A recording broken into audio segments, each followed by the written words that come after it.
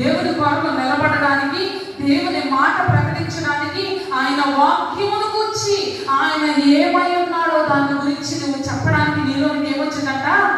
ధైర్యం వచ్చింది. రెండవదిగా చూసినట్లయితే అపోస్తలుల కార్యముల గ్రంథం 2వ అధ్యాయం 43వ వచనాన్ని ఒకసారి జ్ఞాపకం చేసుకుందాం. అప్పుడు ప్రతి వానికి భయము కలిగెను, మరియు అనేక మహత్కార్యములు సూచక్రియలు అపోస్తలుల ద్వారా జరిగాను. రెండోదిగా ఏమొచ్చిందో తెలుసా? భయం వచ్చింది. చాలా సార్లు అనుకుంటారు దేవుని ఆత్మ చేత నింపబడితే నాలో ఉన్న భయం అంతా పోయిందని. ఏ భయం పోయిందో తెలుసా? మరణ భయం పోయింది. ఏ భయం వచ్చిందో తెలుసా? దేవుని ఎడల ఉండాల్సిన పవిత్రమైన భయం. అదే చెప్తాడు కీర్తనకారుడు 64వ సంకీర్తన 9వ వచనాన్ని ఒకసారి జ్ఞాపకం చేసుకుందాం. 64వ సంకీర్తన 9వ వచనం. మనుషులందరూ భయం కలిగి దేవుని కార్యములను తెలియజేయుదురు, ఆయన కార్యములు చక్కగా యోచించుకుందురు. హల్లెలూయా. ఎప్పుడు ఆయన కార్యాలను వివరించగలుగుతాం? ఎప్పుడు యోచించగలుగుతాం? ఎప్పుడు దాని గురించిన సరైన అవగాహన కలిగి ఉండగలుగుతాం అంటే పరిశుద్ధాత్మ శక్తి మనల్ని తాకినప్పుడు మనలోనికి వచ్చిన దైవికమైన భయం. ఒకసారి 19వ సంకీర్తన కూడా ఒకసారి చూసినట్లయితే అక్కడ దైవిక భయం గురించి ఒక మాట చెప్తాడు. 9వ వచనం, 19వ సంకీర్తన 9వ వచనం. యెహోవా యందైన భయము పవిత్రమైనది, అది నిత్యము నిలుచును. హల్లెలూయా. ఈ భయం దేవుని కార్యాలు చేయడానికి నేను నడిపించింది. ఈ భయం పవిత్రతతో కూడిన జీవితంలో నడిపించింది.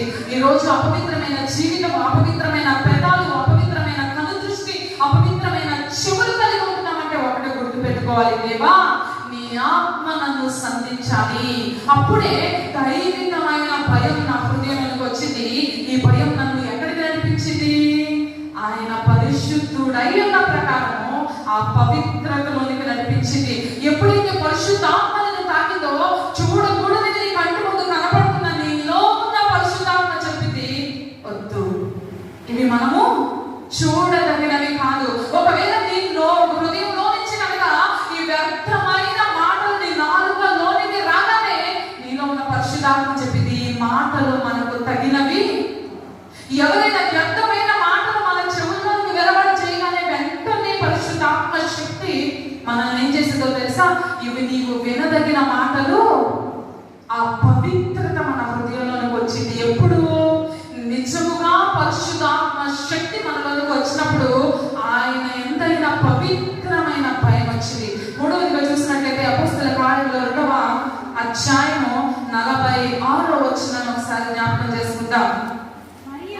మరియు వారు ఏక మనస్కులై ప్రతిదినము చాలండి. మొట్టమొదటి మూడవదిగా ఏమొచ్చిందంట? ఏక మనస్సు. ఎప్పుడైనా నీకు నీ తోటి వారికి, నీతో ఉన్న వారికి అస్సలు కలవట్లేదు అని అనిపిస్తుందా? ఎవరి దగ్గరికి వచ్చే ప్రార్థన ద్వారా, దేవా నీ ఆత్మ శక్తి దయచే. నా సంఘములో, నా సమాజంలో, నా ఇంటిలో ఏం కావాలి? ఏక మనస్సు కావాలి. విభేదాలతో, గొడవలతో ఒకరికొకరిని పొత్తు కుదరని మనసు ఎవరి మనసు? అది దుష్టుడైన అపవాది మనసు. వెంటనే నీ మనసు గ్రహించగలగాలి, దేవా నీ పరిశుద్ధాత్మ శక్తి నా హృదయాన్ని తాకాలి. ముందు నాకు ఏం కావాలి? నాలోకి నీ యొక్క శక్తి ప్రభావము నాలో నుంచి నా ఇంటిలోనికి, నాలో నుంచి నా సమాజంలోనికి, నాలో నుంచి నా సంఘంలోనికి ఏ మనస్సు రావాలి? అక్కడ వారు ఎప్పుడైతే పరిశుద్ధ ఆత్మ శక్తిని పొందుకున్నారో వారు ఏక మనస్సులయ్యారంట. ఏ సంఘం అయితే ఏక మనస్సు కలిగి ఉండిందో ఆ సంఘం పరిశుద్ధ ఆత్మ చేత నడిపించబడిన సంఘంగా ఉండింది. మనం దేన్ని కోరుకోవాలండి? నా ముఠ నాకే ఉండాలి, అంతేనా? నా వాళ్ళు నాతోనే ఉండాలి. పక్కనతో మనకు అనవసరమైన విషయం. వాళ్ళ ముఠాలు అని ఎందుకంటే మీకు బాగా అర్థమవుతుంది కదా. మనం పొలం పనులకు వెళ్ళేటప్పుడు ఖచ్చితంగా ఉపయోగించే పదం ఏంటి కదా.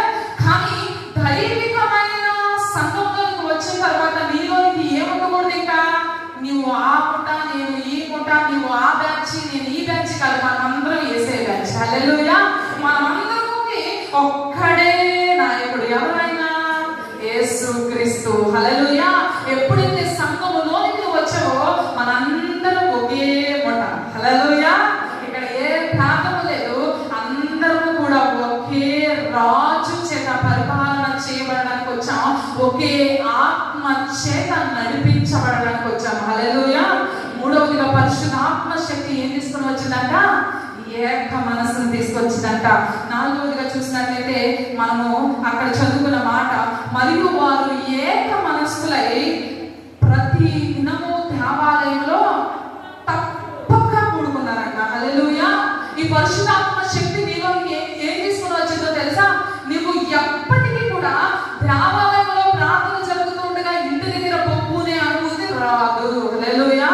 ఎవరైతే పరిశుద్ధాత్మ శక్తిని తాగుతారో వారు ఏం చేయగలరు తెలుసా? దేవుని ఆత్మ చేత నడిపించబడి ఎక్కడికి వస్తారు? సినిమా హాల్కి వెళ్తారా? గొడవలకు వెళ్తారా? పొట్లాలకు వెళ్తారా? పిండిలు పెట్టడానికి వెళ్తారా? ఎక్కడికి వెళ్తారు? ఆ మనసు ఎక్కడికి పరిగెత్తింది? ఎక్కడైతే దేవుని ఆత్మ ఉండిందో ఆ దేవాలయానికి వెళ్ళాలని నీలో నాలో పరిశుద్ధాత్మ శక్తి ఉంటే అది ఎక్కడికి మన హృదయాలను ప్రేరేపించింది. మరి రోజు నిద్రపోవాలనో అలిసిపోయానో నా వల్ల కాదులే అనో ఎంతమంది నిర్లక్ష్య పెడుతున్నారో వారు సరి చేసుకోండి. దేవా, నేను నీ ఆత్మ చేత నింపబడి నీ పరిశుద్ధాత్మ నివసించే దేవాలయంలో నేను తప్పక, హల్లెలూయా, మన సంఘం అలాగుండును గాక. ఆమేన్. అందుకే నేను గలతీయులకు రాసిన పత్రికలో కూడా పౌలు ఒక మాట చెప్తాడు. గలతీయులకు రాసిన పత్రిక 5వ అధ్యాయము 25వ వచనం ఒకసారి జ్ఞాపకం చేసుకుందాం. ఆయన ఆత్మను అనుసరించి జీవించు వారమైతిమా, ఆత్మను అనుసరించి క్రమముగా నడుచుకుందాము. హల్లెలూయా. ఈ ఆత్మని ఏం చేసిందో తెలుసా? ఒక క్రమమైన ఆత్మీయ జీవితంలో ఆరాధన ఎప్పుడు జరిగినా ఒక క్రమమైన జీవితం, ఎప్పటికీ ఆలస్యంగా వెళ్ళలేని జీవితం, ఎప్పటికీ నిర్లక్ష్య పెట్టలేని జీవితం, ఎప్పటికీ వాయిదా వేయలేని జీవితం. ఇప్పుడు కాదులే, ఇంకోసారి వెళ్దాంలే, 3 రోజులు ఉపవాస ప్రార్థన కదా, 2వ రోజు వెళ్దాంలే, 3వ రోజు వెళ్దాంలే, ఈ నెల కాకపోతే వచ్చే నెల వెళ్దాంలే. ఇది క్రమమైన జీవితమా? కానే కాదమ్మా. ఆత్మీయ అనుభూతిని ఏం చేసిందంట? ఒక క్రమమైన జీవితంలోనికి నడిపించింది. హల్లెలూయా. వారు దేవాలయంలో తప్పక కూడుకుంటారంట. ఎందుకో తెలుసా? వారు పరిశుద్ధాత్మ చేత తాకబడ్డారు. 5వదిగా చూసినట్లయితే 47వ వచనం, అపోస్తలుల కార్యములు 2వ అధ్యాయం. అమ్మా, వారు ఆనందముతోనూ నిష్కపటమైన హృదయంతో ఏంటంటే వారి జీవితంలోనికి ఎప్పుడైతే పరిశుద్ధాత్మ శక్తి వచ్చిందో వారిని ఏమో చేసిందంట? ఆనందం. ఏ ఆనందం ఇది? లోక సంబంధమైన వాటిలో ఉండే ఆనందం కాదే, సినిమాల్లో సీరియల్లో ఎత్తుక్కునే ఆనందం కాదే, కామెడీ షోలలో ఎత్తుక్కునే ఆనందం కాదే. ఈ ఆనందం ఏంటో తెలుసా? పరిశుద్ధాత్మ యొక్క ఆనందం. హల్లెలూయా. దేవునిలో ప్రార్థనలో ఆనందించే ఆనందం, వాక్య ధ్యానంలో ఆనందించే ఆనందం. మరొకసారి మనల్ని మనం పరీక్షించుకోవాలి. నిజముగా పరిశుద్ధాత్మ చేత తాకబడితే నీవు నేను ఎందులో ఆనందించలేం? ఏదైతే దేవునిది కాదో అందులో మనం ఆనందించలేం. హల్లెలూయా. ఏదైతే అపవాదిదో అందులో ఆనందించలేం. ఎందులో ఆనందించడం మొదలు పెడతాం మన జీవితంలో? దేవునిలోనే. అందుకే పేతురు అంటాడు, పేతురు రాసిన మొదటి పత్రిక 1వ అధ్యాయము 8-9 వచనాలు ఒకసారి జ్ఞాపకం చేసుకున్నట్లయితే, పేతురు రాసిన మొదటి పత్రిక 1వ అధ్యాయం 8-9. మీరు ఆయనను చూడకపోయినను ఆయనను ప్రేమించుచున్నారు, ఇప్పుడు ఆయనను కన్నులారా చూడగలిగే విశ్వసించుచు మీ విశ్వాసమునకు కలుగు ఫలమును అనగా ఆత్మ రక్షణను పొందుచు చక్కన సత్యమును మహిమాయుక్తమైన సంతోషం గలవారు ఆనందించున్నారు. హల్లెలూయా. ఏ ఆనందం అంట? కనీసము మాటల్లో కూడా చెప్పలేనంత మహిమాన్వితమైన సంతోషం. హల్లెలూయా. ఎప్పుడు వచ్చింది ఈ సంతోషం?